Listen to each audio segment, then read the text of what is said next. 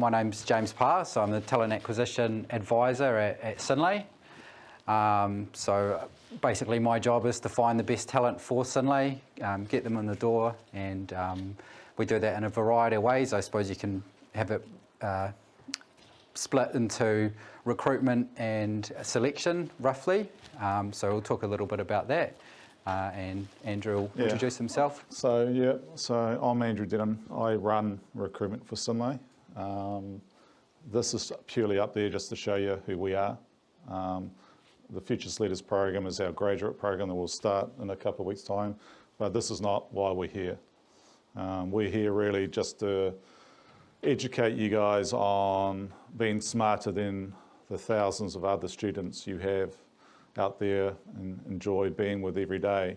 And over the next couple of years will become your competitors, looking for jobs like you will be looking for jobs. Hopefully in the next half an hour, 40 minutes, we'll be able to give you some ideas of how recruiters think about you and what recruiters do to either find you or to screen you through a process where you get a role. Synlait, we're a dairy processing company, head office in Dunsandel, but we've got sites all over New Zealand now. About 800 to 900 employees at the moment, but one of the fastest growing companies in New Zealand, so probably 300 more roles to recruit this year, so plenty going on for me and our team.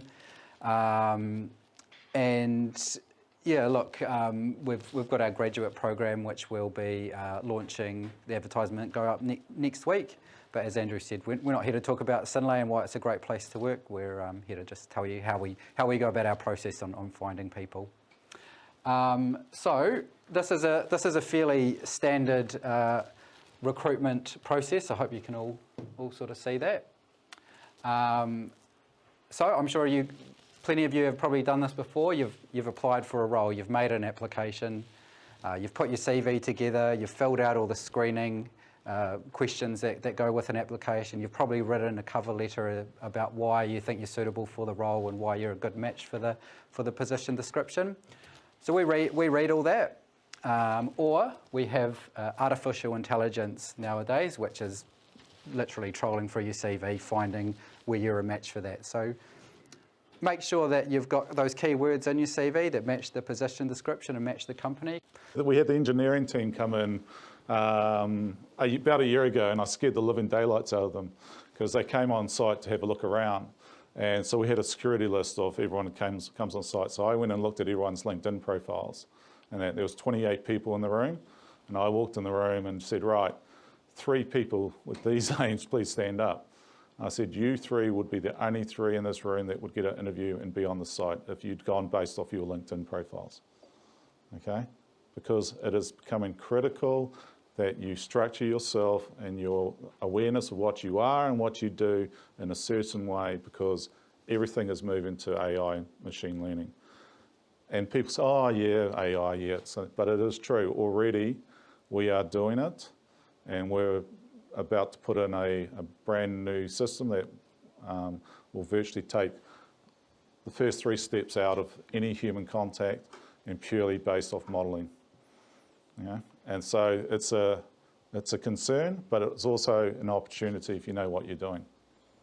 Okay, so that is if you take anything out of this, go look at your LinkedIn profile and your CV, match it up, make it look like it's actually worth something, and keywords. LinkedIn have an amazing process. They have ability to pick all the keywords that you have and all the competencies that you have, and you can highlight that within your profile.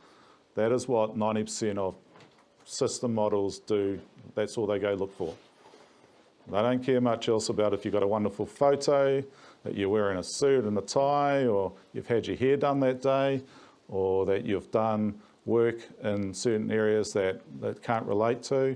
It looks for the keywords and it will give a probability of matching that will say you match 90% of what we require within the organisation, within the role, within the competencies. You are allowed to step across to the next line. If you're not, you'll get that wonderful email that most of you've got saying thanks very much. We'll keep you on file, which means absolutely nothing. Okay, let's be honest. It's a big file, it's a big database. We will go look into our databases, but usually If you're in the database and you haven't been selected, you're not going to be selected unless you can get your profile updated into that database again, which means you start the process all over again. Okay, so, and we'll show you a little bit about that towards the end once we've gone through it, but I can't push that point enough. That is where it's made and lost in all recruitment processes for you as a candidate. That first bit and how you present into the business through the system. If we don't have AI matching, then we do CV screening. I think I read a stat one day that recruiters look at a CV about for 6 seconds on average. So make sure that information that the person's looking for is right at the front page, those key skills, that experience is right there, because that person's not going to scroll through 8 pages of CV to get to what they need to find. So first page, all the information that we need to make a decision on moving you forward, it really needs to be there. My LinkedIn is effectively my CV. All right.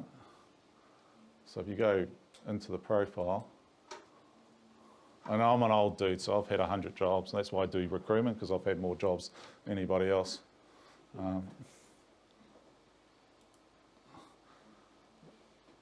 So you can pretty much see what I've done there. That's it. That's my background for the last 12 years. Prior to that, I mucked around trading financial markets, but that was something different. So you can get me there. That's it. That's what I do. Okay? So you wouldn't have to read any more of my CV without the machine doesn't have to read anything more. They can pick up pretty much everything there. What I also do is down here, so there are all my keywords. Okay? So when a machine goes looking for me, or for someone like me, 80% of the time, they're going to fit in there. That's what the machine's looking for, okay? So even with my profile, I've made sure that my keywords are there, so I make it easy for the machines to find me. And we'll show you that later on. I'll show you what a recruiter LinkedIn person does, what the machine is there at the end. Well, that's where it is. It all picks up there. So within that, they don't have to read anything else. They don't really have to care. I don't care if you worked for, you know, Synlait or Emirates Nuke Energy or National Make. That's immaterial. What you did in the job counts. So you go back to the top, that's what tells you. Okay, simple as that. They won't pick up, they're not going looking for National Bank of Abu Dhabi. They're going to look, has he run a talent acquisition strategy? That's the difference. So you do volunteer work. You work for St. John's or something like that. Don't care if you work for St. John's. What I want to understand is I managed a small team to go look after this part of the business for them for 5 days. So I had leadership, I had cost accounting management because I had a little bit of money that I had to spend out. I had time management because I had to make sure we all did the right things at the right time. That's what they're looking for. You can see the difference? Then if you make it through those 2 stages, you might speak to somebody then, a recruitment consultant or a talent acquisition advisor, what we do. So we might pick up the phone to our top 5 people and just drill into what their motivations are, their match for the company, find out a little bit more about them, salary expectations, all that sort of stuff. Or we might use a video interviewing tool at that point as well. So that's not Skype, that's a recorded video. So questions will pop up on your screen, you talk straight into a camera, that's all recorded. They're about 10 to 15 minutes long in general. And then we can provide those interviews to our hiring manager directly rather than us just explaining to a hiring manager why this person was good. They'll probably only look at one of the 3 questions. Who knows which one it'll be, but they'll probably just go into one. Because again, if a hiring manager gets 50 videos that are 10 minutes long or 6 minutes long, they're not going to watch them all. So, you know, be ready, be careful. There is a sequence to most questions that are the same questions, no matter which company asks you. Definitely the first one will be, tell us about yourself for 2 minutes. So prepare a little quick hit speech on that. Precise, you know, not aggressive, but confident in what you are. We don't expect you to know everything about yourself at your age, that's fine. It's hard enough at 50, let alone 20. But there is a way of just delivering that in a sense to get through it to a point where they go, you're competent enough to want to see you, okay? And it's practice. There's plenty of places to go you can practice for free and get and watch it back. These ones aren't. You'll get the question, you'll have 30 seconds to think about it, you have 2 minutes to answer it. Bang. You don't get a retry. So be prepared is all I can say for those. And they are coming more common, slowly but surely. They'll come. These companies called HireView, Sonru as well, that's all they do. Go have a look at the sites, read the papers, have the practices. If you're good at that, you've got a much better chance getting through. So if you pass this stage, we might put you through some assessments. So there's a few different types of assessment. In fact, I think there's about 3,000 that companies like SHL, which are a big testing company, provide. So there's lots to choose from. Companies generally stick with a few that give them good results. And we can either test your capability, so if you're good at, say, problem solving or numerical or verbal or communication, but a whole suite of other things, or we can test more of the soft skills, like how you work and what we call an OPQ, an occupational personality questionnaire. So we generally do both of those things. And then we've got another great tool called Precise Fit, which is more about you assessing us as a company. So it's not for us, it's for our candidates to answer a series of questions, and then at the end they'll get a summary saying, yep, you're probably a good match for our company, or no, you're probably not a good match for our company because of these reasons. We're about the only ones that do it in New Zealand. It's a first for New Zealand. What it is it's at the beginning of the process. So you see an ad, but you don't know much about Synlait and that. And what we try to do is limit the amount of people that apply for our jobs. Funnily enough, it sounds stupid, but what we want is our fan base and our candidates to be one and the same. So what we've done is we've established questionnaire assessment around our purpose and our culture. And the questions are purely around that. We don't monitor it, we don't assess it, we don't report on it. But what happens is you go into it and it takes you through all the different kind of scenarios and what we are and what we like doing. And we're a very fast-paced company. Pace is critical. We don't muck around. A lot of people don't like working in fast environments. They quite like to have it well established and they do their job every day. It doesn't happen in Synlait. One day you'll be doing this, the next day the CEO's come in and bought something. He bought a cheese factory and you're off to do something with that. So it's a very different environment. So what this does is gives you the ability to understand us. Okay, and it takes you through it and it'll rank it. It'll say, listen, based off your questions, you're a great fit for a Synlait person. Or we're quite honest, you may want to think about this before applying for this job because you may not enjoy it after 3 months, and that doesn't help anybody. And these are coming, we're pushing this into the market quite a bit to say, as a company, your responsibility is to educate your candidates before you take them through into the dark holes of the process. Okay, and if you don't fit, great. Thanks for inviting. You've only spent 10 minutes doing that and learned that maybe this is not for me, instead of spending half an hour doing the application, then sitting there for 60 days wondering when someone's going to reply to you. So that's why we're doing it. It's for you to understand us more and to get a feel for it that you are that kind of person. Because it's the last thing you want to do is get a job and hate it, then look for another, and it's on your CV that you've moved jobs, and all those things that correspond to it all. We're trying to prepare you that we don't want that to happen to you either. We quite care about everyone and we want the right people for us in there, but we also want you to feel confident and not get lost in the middle of it as well. Because if you don't fit that, you probably won't get through that process either. Okay, so those things are starting to come in a little bit more. So apply for a lot of jobs, but think about it really carefully. Do some research. Is this kind of place that I want to work for? Okay, it's really important for you all. Because those kind of mistakes hurt your confidence, really knock you about a bit and question how you're doing. But it doesn't look great on your CV either. There's a lot of people go, because again, you won't be able to explain that on your LinkedIn profile or your CV. What it will look like is, I did this job for 3 months, these are the responsibilities I have. But we'll go, well, why did you leave in 3 months? We won't ask, we'll just go, well, out of the 100, you probably ranked 1 to 10 or 1 to 20. That probably drops you to 30 or 40. Sorry, that won't happen. So we're trying to help you guys get through that and pick the right roles for us. Okay? And that will come more and more, I think, into New Zealand as people realise it.